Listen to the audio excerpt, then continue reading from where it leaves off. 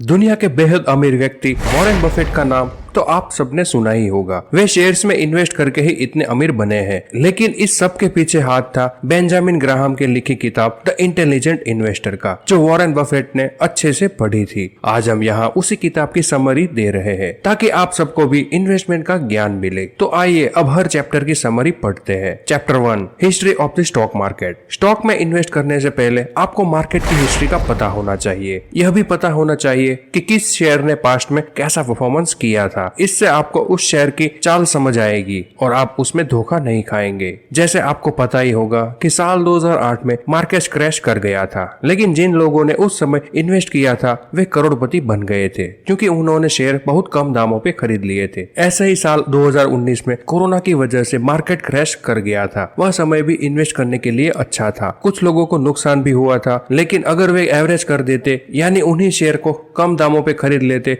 तो उनका नुकसान फायदे में बदल जाता। तो इस तरह मार्केट हिस्ट्री हमें बताती है कि मार्केट कभी न कभी बुरी तरह से क्रैश करता है। उस समय हमें फायदा उठाना चाहिए, न कि पैनिक करना चाहिए। ऐसे ही किसी कंपनी की हिस्ट्री को भी आपका फायदा पहुंच सकता है। जैसे रिलायंस की हिस्ट्री सबको पता है, कैसे टेक्सटाइल से शुरू होकर रिटेल, पेट्रोलियम, टेलीकॉम तक आए और उनके इन्वेस्टर्स को बहुत ज्यादा फायदा हुआ। इसलिए हिस्टोरिकल इवेंट्स पर नजर रखें। दूसरा चैप्टर है बी अवेयर ऑफ इन्फ्लेशन। समय के साथ आपकी दौलत की वैल्यू कम हो जाती है। जैसे 2000 में मिलने वाले 10,000 और आज के 40,000 बराबर है। मतलब आज आपके पास 10,000 उस टाइम के मुकाबले 2500 की वैल्यू पर आ गए हैं। ऐसा इन्फ्लेशन यानी महंगा दर के बढ़ने के कारण होता है। अगर आपकी सैलरी 2% बढ़ जाए तो आप खुश हो जाते हैं, लेकिन अगर इन्फ्लेशन भी 4% बढ़ जाए तो वास्तव में आपको 2% का नुकसान ही होगा। इसलिए अगर आप पैसा घर पर या बैंक में रखते हैं तो वह समय के साथ ग्रो नहीं करेगा, लेकिन अगर उस पैसे को इन्वेस्ट करेंगे तो वह कई गुना बढ़ेगा। जैसे अगर आपने 10 साल पहले 1 लाख का जमीन का प्लॉट लिया होता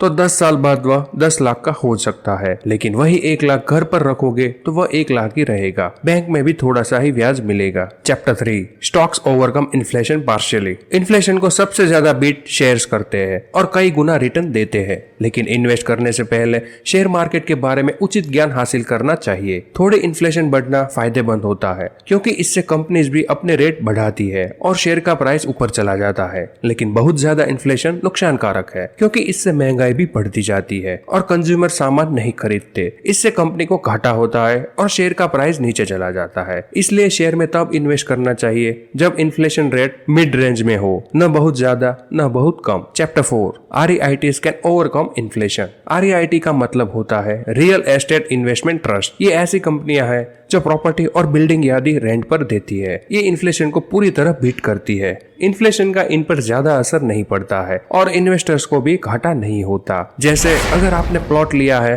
तो उनकी कीमत बढ़ेगी, अचानक से नहीं गिरेगी। दूसरी ओर शेयर एकदम से गिर जाते हैं और कुछ लोग तो सड़क पर भी आ जाते हैं। ऐसे ही अगर आपने अपनी बिल्डिंग किराए पर चढ़ाई है तो टेनेंट आपको किराया देता रहेगा। आपका किराया एकदम ऊपर या नीचे नहीं होगा। इसलिए रियल एस्टेट में इन्वेस्ट करना सबसे सेफ समझा जाता है, लेकिन इसमें दूसरे पैरामीटर्स जैसे लोकेशन, फ्यूचर प्रोजेक्ट आदि का ध्यान रखना चाहिए। इन्वेस्टमेंट कोई भी हो, आंख बंद करके तो कभी नहीं करनी चाहिए। Chapter 5, age doesn't matter. Investment करने की कोई उम्र नहीं होती। यह किसी भी उम्र में सीखी और शुरू की जा सकती है। इसलिए अपनी उम्र को इससे आड़े ना आने दे, लेकिन कुछ बातें जरूर याद रखे। एक जवान आदमी को वृद्ध के मुकाबले इन्वेस्टिंग का फायदा ज्यादा मिलेगा, इसलिए जल्दी शुरू करना चाहिए। अगर शादीशुदा नहीं है तो शादी के खर्चों को ध्यान में रखकर इन्वेस्ट कर सकते हैं। अगर आपके बच्चे हैं तो आप उनकी कॉलेज एजुकेशन या शादी को ध्यान में रखकर इन्वेस्टमेंट प्लान ले सकते हैं। इन्वेस्टमेंट के दौरान यह भी दिमाग में रखें कि आप कितने पैसे का नुकसान झेल सकते हैं। और जानने के लिए किताब पढ़े I will teach you to be rich. Chapter 6, defensive investing. Investing 2 तरह की होती है, एग्रेसिव और डिफेंसिव। एग्रेसिव में लोग भाग्य और भरोसे के पीछे किसी भी स्टॉक में बहुत सा पैसा लगा देते हैं। या तो वे करोड़पति बन जाते हैं या फिर रोडपति। यह तरीका बहुत ज्यादा रिस्की है और लेखक इसके लिए मना करते हैं। इसे ही जुआ कहा जाता है। इसके विपरीत डिफेंसिव इन्वेस्टिंग काफी सेफ है।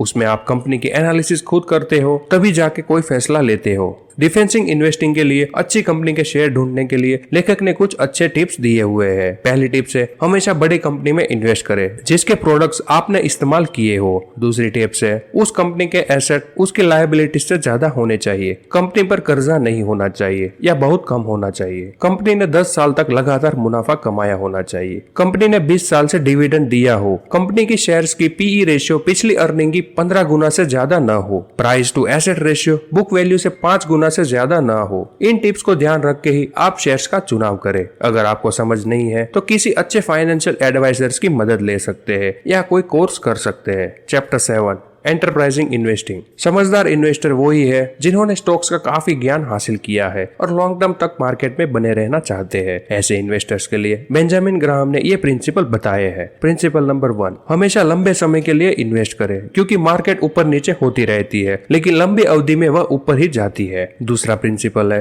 पता करें कि आपकी मानसिकता कैसी है। क्या आप शेयर्स के गिरने पर बहुत डर जाते हैं? अगर ऐसा है तो शेयर्स के बदले में इंडेक्स फंड में पैसे लगाए। ये एक तरह से म्यूचुअल फंड होते हैं जो आपके पैसे को सिर्फ टॉप की कंपनीज में ही लगाते हैं। तीसरा प्रिंसिपल है, उस कंपनी में कभी इन्वेस्ट न करें जो पिछले कई सालों में घाटे में चल रही हो। चौथा है, पेनी स्टॉक्स में पैसे ना लगाए, बहुत बार वे डूब जाते हैं। पांचवा प्रिंसिपल है, कंपनी की मैनेजमेंट के बारे में पता लगाए। अच्छी मैनेजमेंट कंपनी को बहुत आगे ले जा सकती है और आपको प्रॉफिट होता है। छठा प्रिंसिपल है, हमेशा खबरें पढ़े लेकिन फेक और पेड न्यूज से सावधान रहे। सातवां प्रिंसिपल है, एक्सपर्ट पर कभी भी आंख बंद करके भरोसा ना करे। आपका पैसा है इसलिए आप डिसीजन ले। आठवां चैप्टर है, how to invest in stocks. Benjamin Graham ने स्टॉक्स के इन्वेस्टमेंट में कई सारे टिप्स दिए हुए हैं जिनमें से प्रमुख इस प्रकार है। कभी भी इंट्राडे ट्रेडिंग ना करें, यह बहुत रिस्की और जुए की तरह है। सब आईपीओ में इन्वेस्ट ना करें, वे बहुत हाई प्राइस पर मिलते हैं। कुछ ही आईपीओ आपको लाभ देते हैं।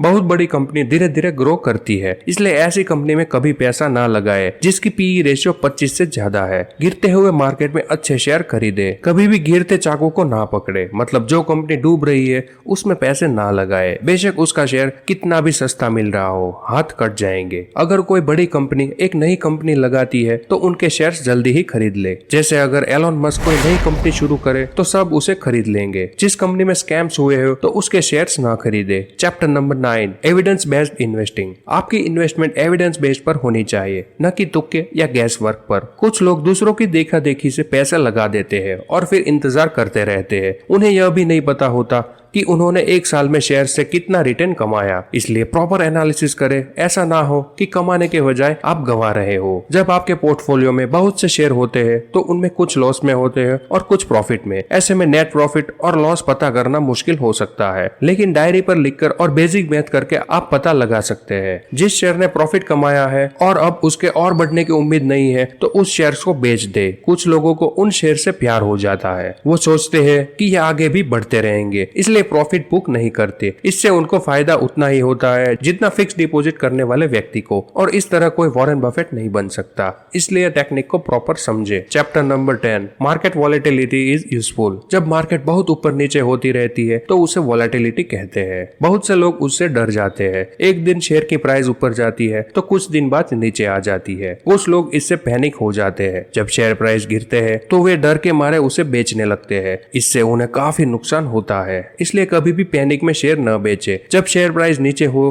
तो उसे खरीदे और जब ऊपर चला जाए तो ही उसे बेचे। इस तरह से आप वॉलेटाइल मार्केट में भी पैसा बना लेते हो। 11वां चैप्टर है, be aware of financial advisers. सबसे पहले तो फाइनेंशियल एडवाइजर पर डिपेंड नहीं होना चाहिए, वे बहुत ज्यादा ब्रोकरेज या फीस लेते हैं। फाइनेंशियल एडवाइजर तभी ले अगर आपको बहुत लॉस हुआ हो, अगर आपका पोर्टफोलियो बहुत ही बड़ा हो, अगर आप रिटायर हुए हो। इसके अलावा कुछ फेक एडवाइजर्स भी होते हैं, उनके झांसे में न आइए। कोई आदमी अगर नीचे दी गई बातें बोलता हो तो समझ लिए वह फेक है। ऐसा मौका लाइफ में एक बार आता है। क्या आप मेरी तरह अमीर नहीं बनना चाहते हो? मेरे पास खास ट्रिक्स है जो कोई नहीं बताएगा। आप मेरे मेथड से बहुत पैसे बना लोगे। ऐसी बातें फेक एडवाइजर्स आपको फंसाने के लिए बोलते हैं और बाद में आपको लूट लेते हैं। इसलिए क्वालिफिकेशन और क्रेडेंशियल देखकर ही अपने एडवाइजर को चुने। 12वां चैप्टर है, सिक्योरिटी एनालिसिस। किसी भी कंपनी में इन्वेस्ट करने से पहले उसका सिक्योरिटी एनालिसिस जरूर कर ले, लेकिन यह आम इंसान के वश के बाहर होता है। इसमें बेसिक एलेब्रा का यूज होता है जो फाइनेंशियल एक्सपर्ट ही कर सकते हैं, लेकिन इसके अलावा यह बेसिक चीजें भी देख ले, कंपनी के फ्यूचर प्रोस्पेक्ट्स देख ले, कंपनी की मैनेजमेंट में कौन कौन है, उनका एक्सपीरियंस क्या है, कंपनी का फाइनेंशियल स्ट्रक्चर क्या है, डिविडेंड रिकॉर्ड कैसा है, डिविडेंड रेट कितना है। अब बात करते हैं लास्ट 13वें चैप्टर की, द मार्जिन ऑफ सेफ्टी। जब भी किसी भी कंपनी का शेयर खरीदे तो मार्जिन का ध्यान खास रखे। शेयर को ट्रू वैल्यू के 50% नीचे होने पर ही खरीदे। अगर कोई शेयर आज भी भाग रहा है तो आंख बंद कर उसमें न घुस जाए, बल्कि उसे नीचे आने का इंतजार करे। इस तकनीक से आप काफी प्रॉफिट कमा लेंगे।